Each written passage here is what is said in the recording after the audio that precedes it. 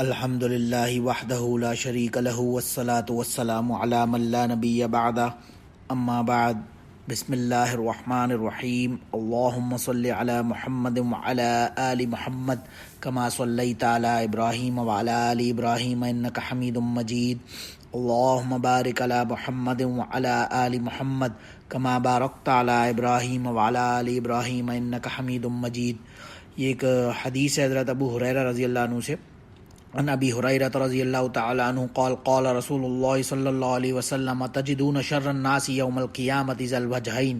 الذی یأتی ہؤلاء بوجہ وہؤلاء بوجہ او کما قال علیہ الصلوۃ والسلام۔ یہ بخاری و مسلم دونوں شیخین نے اس حدیث کو روایت کیا ہے۔ اس میں حضرت ابو ہریرہ رضی اللہ عنہ ہپوکریٹس کے بارے میں ایک روایت بیان کر رہے ہیں جس میں رسول اللہ صلی اللہ علیہ وسلم نے فرمایا کہ قیامت کے دن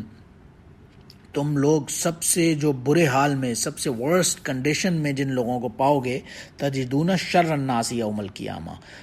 سب سے جو برے ترین لوگ ہوں گے جس حال میں قیامت کے دن، وہ ذل وجہین لوگ ہوں گے، یعنی کہ ہپوکریٹس ہوں گے، دو چہروں والے جسے ہم کہتے ہیں۔ الذی یأتی ہؤلاء بوجہ وہؤلاء بوجہ، یعنی وہ لوگ جو ایک بندے کے سامنے جاتے ہیں اور اس سے ایک طرح ملتے ہیں، اور پھر وہی اپنی جب پیٹھ پیچھے کسی دوسرے سے ملتے ہیں تو بالکل ان کا ایٹیٹیوڈ ہی چینج ہو جاتا ہے۔ تو اس طرح کے لوگ جو جن کا ہابی، جن کا شوق یہ ہوتا ہے کہ وہ دو قسم کے ڈفرینٹ کوئی لوگ ہوں، دوست یار ہوں، گروہ ہوں، کمپنیز ہوں،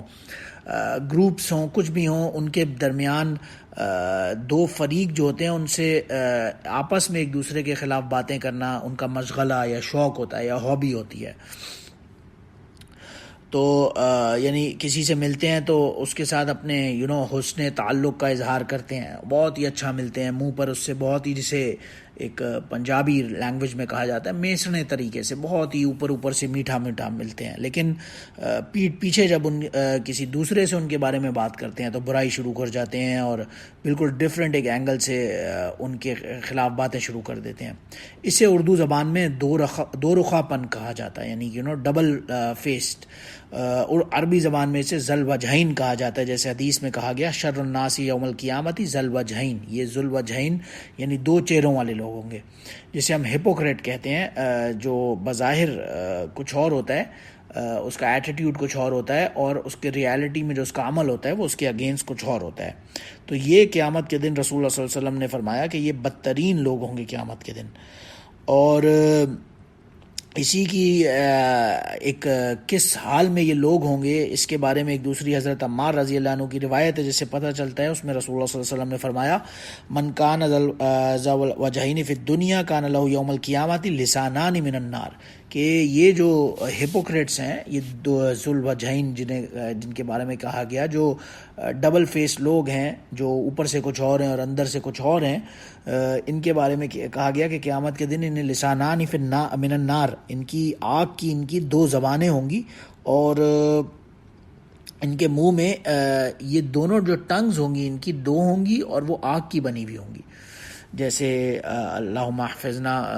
منہم، ہمیں اللہ حفاظت فرمائے ان لوگوں میں سے ہونے میں سے، لیکن جیسے دنیا میں دیکھا جاتا ہے کہ بعض قسم کی سانپ ہوتے ہیں، سنیکس ہوتے ہیں جن کے دو منہ ہوتے ہیں، تو یا دو زبانیں ہوتی ہیں، یہ لوگوں کی دو زبانیں ہوں گی اس دن، اور یہ آگ کی بنی ہوئی ہوں گی، نعوذ باللہ من ذالک، اللہ ہمیں بچائے۔ تو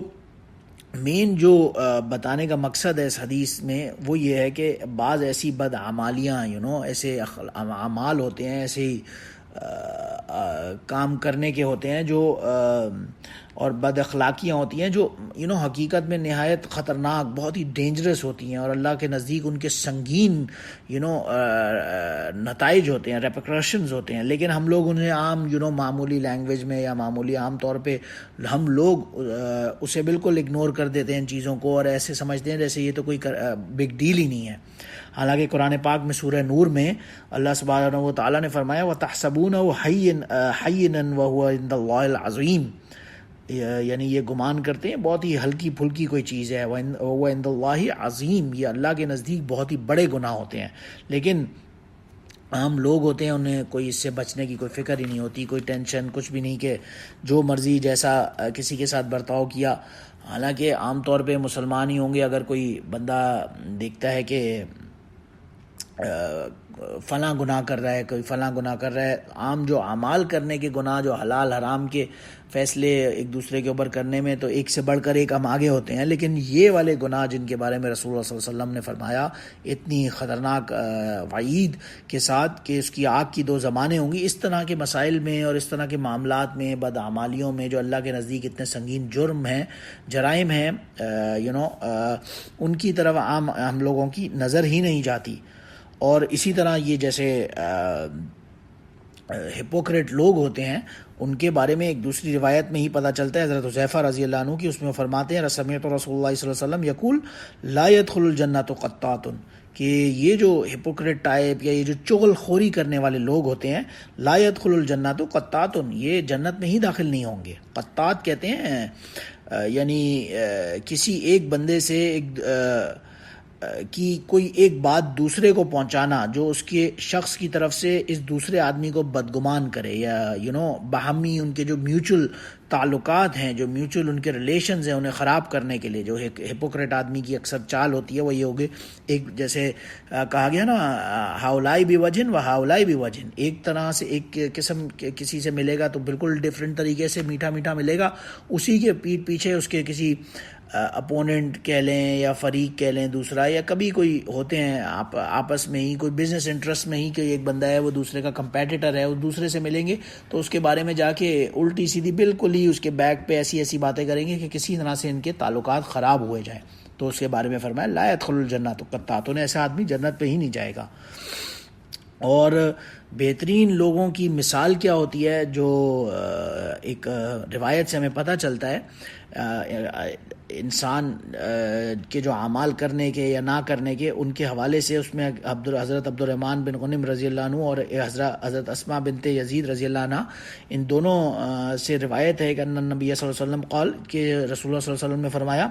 خیار عباد اللہ الذین اذا رؤوا ذکر اللہ، کہ اللہ کے جو بہترین لوگ ہوتے ہیں وہ ہوتے ہیں جنہیں جب آپ دیکھیں گے تو آپ کو اللہ یاد آئے گا، بجائے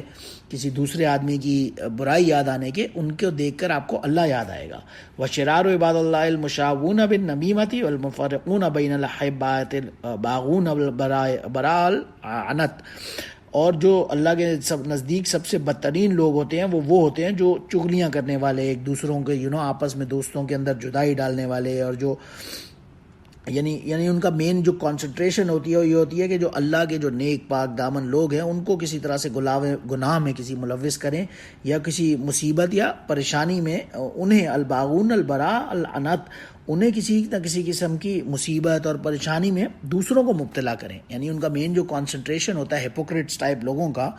وہ اپنا فائدہ یا دوسرے کا فائدہ تو خیر دور کی بات ہے، وہ دوسرے کے نقصان میں پہ خوش ہوتے ہیں. حسد ان کے اندر اتنا زیادہ بڑھ چکا ہوتا ہے کہ کسی دوسرے کے نقصان پہ انہیں خوشی محسوس ہوتی ہے. تو اسی لیے اس حدیث میں کہا گیا جو نیک اللہ کے بندے ہوتے ہیں ان کے بارے میں کیا کہا، اذا رؤوا ذکر اللہ، جب انہیں آپ دیکھتے ہیں تو آپ کو خود بخود آٹومیٹکلی اللہ یاد آتا ہے. ایسے یہ وہ ان لوگوں کی نشانی ہوتی ہے جو اللہ کے نیک لوگ ہوتے ہیں،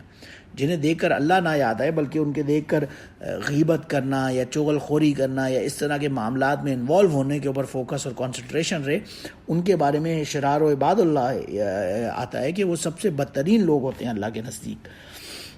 اور ظاہر ہے اسی وجہ سے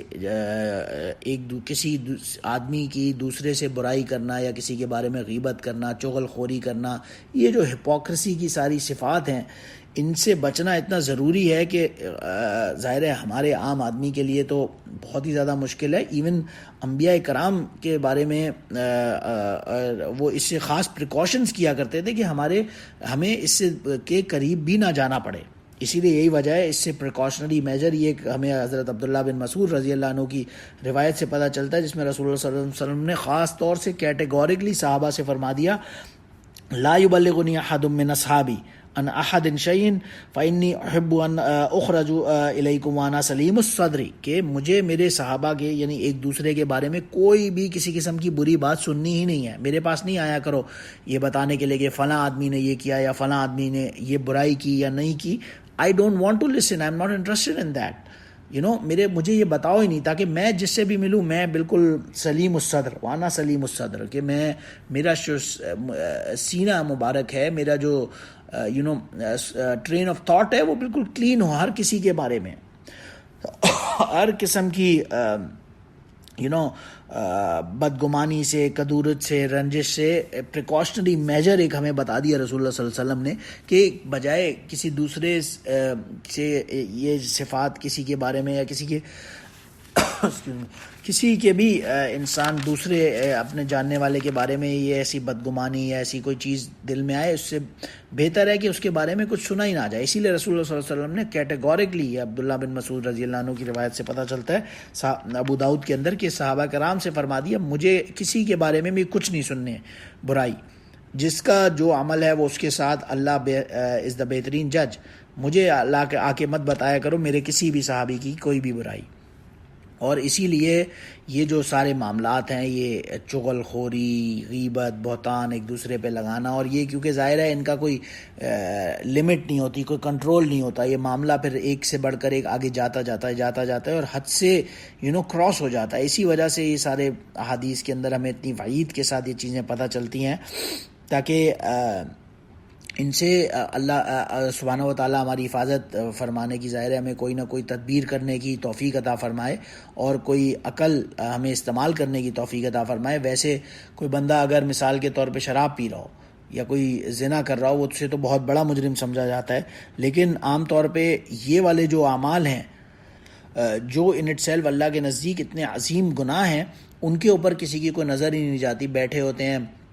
ٹائم وقت ضائع کرنے پہ لگے ہوتے ہیں، اگر اور کچھ خاص موٹیو یا انٹینشن نہ بھی ہو، اور اگر کوئی موٹیو یا انٹینشن ہو جائے، کسی سے بات خراب ہو گئی تو بس جی اس کا تو ہم جینا حرام کر کے رکھ دیں گے، جس سے ملیں گے اس کی برائی، جس سے ملیں گے چغل خوری، اس کی غیبت، اس کی اس پہ بہتان لگانا۔ حالانکہ یہ کسی کی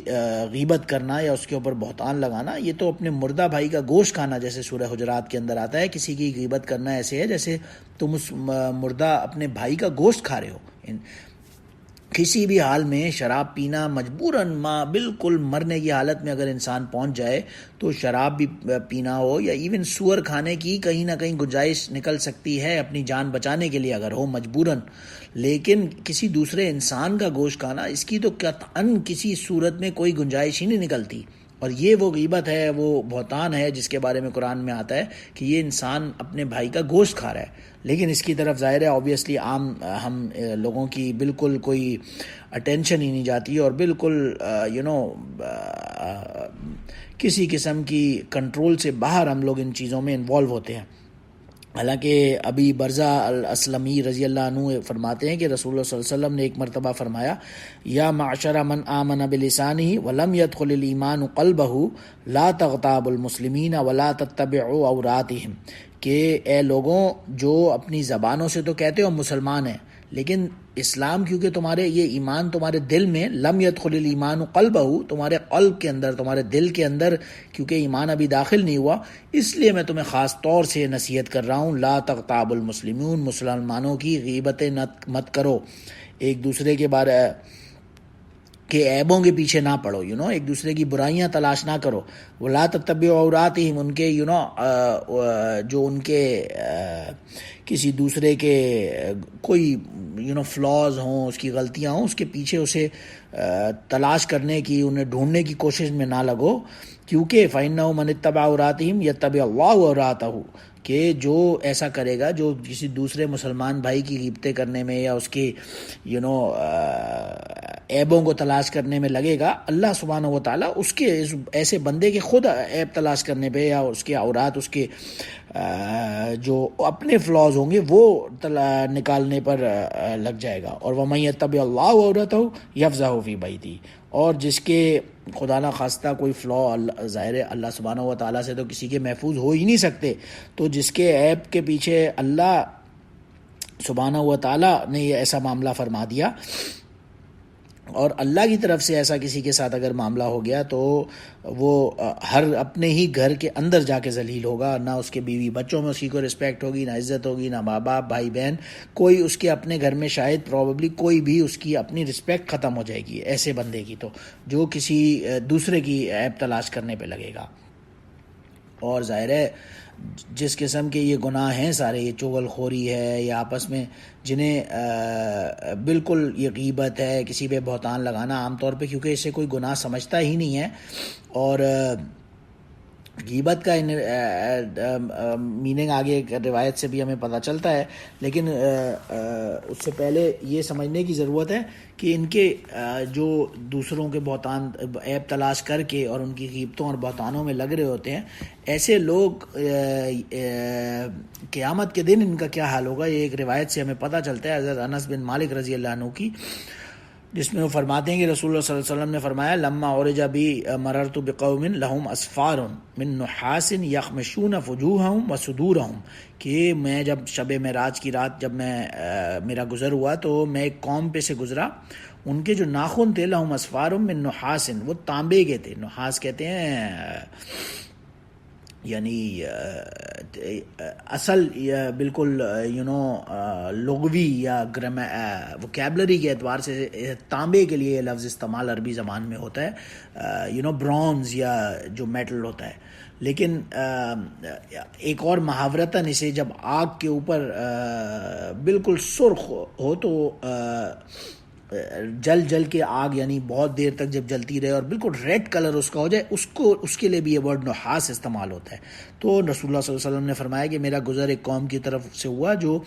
جن کے اس نحاس کے ناخن یعنی اسفار تھے ان کے بڑے بڑے، اور یخمشون فی وجوہہم وصدورہم، وہ اپنے چہروں کو، اپنے فیسز کو اور اپنے چیسٹ کو، صدورہم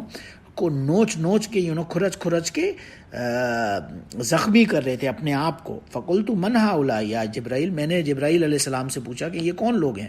اس پر جبرائیل علیہ السلام نے فرمایا ہؤلاء الذین یأکلون لحوم الناس ویقعمون فی اعراضہم، یہ وہ لوگ ہیں جو زندگی میں اپنے بھائیوں کا گوشت کھایا کرتے تھے، یعنی دوسرے اللہ کے بندوں کی غیبتیں کرتے تھے، ان کے عیب تلاش کرتے تھے اور ان کی آبروؤں سے کھیلتے تھے، اور ان کی بےزتی کی کرنے میں ان کا فوکس اور کنسنٹریشن رہتی تھی دنیا میں، اور دوسرے کے عیب تلاش کرنے میں، اس کے فلاز دیکھنے میں، اور انہی کاموں میں وہ لگے ہوتے تھے۔ یہاں ان کا یہ حال ہے کہ انہیں بڑے بڑے ناخن دے دیے جائیں گے، وہ اب ان اٹ سیلف تانبے کے ہوں گے، برونز کے ہوں گے، یا جس میٹل فارم میں بھی وہ جیسے ریڈش سا ہوتا ہے، یا وہ آگ میں جل کے ان کے اپنے ناخن اتنے ریڈ ہو چکے ہوں گے، اور اس کے بعد وہ اس سے اپنے فیسز کو اور اپنے سینے کو نوچ کے بالکل کھرچ کر زخمی کریں گے۔ اللہ سبحانہ و تعالی ہمیں محفوظ فرمائے اور ایک دوسرے کی غیبت اور ان چیزوں سے محفوظ فرمائے، اور اپنے کام سے کام رکھنا جسے کہا جاتا ہے، یہ ہپوکریسی کی جتنی صفات ہیں اس سے اللہ سبحانہ و تعالی ہم سب کی حفاظت فرمائے، کیونکہ یہ اتنی بری چیزیں ہیں جس کے بارے میں یعنی احادیث سے بار بار ہم سنتے بھی ہیں، اور پھر بھی بہرحال اور عام طور پہ انہیں بالکل کوئی برائی سمجھی ہی نہیں جاتا، اور جگہ جگہ اس کا مرتکب انسان ہو جاتا ہے۔ حالانکہ حضرت ابو سعید خدری رضی اللہ عنہ اور جابر رضی اللہ عنہ کی روایت سے ہمیں ایک پتہ چلتا ہے، جس میں رسول اللہ صلی اللہ علیہ وسلم نے فرمایا الغیبۃ اشد من الزنا، یہ غیبت تو اتنا بری چیز ہے کہ اشد من الزنا کہا اسے، یہ زنا کرنے سے بھی یعنی کسی ایکسٹرا میرٹل افیئر سے بھی بری چیز ہے یہ غیبت، اسے یہ کہا گیا ان ادر ورڈز۔ صحابہ بڑے حیران ہوئے کہ یا قالوا یا رسول اللہ کیف الغیبۃ اشد من الزنا، کہ یہ غیبت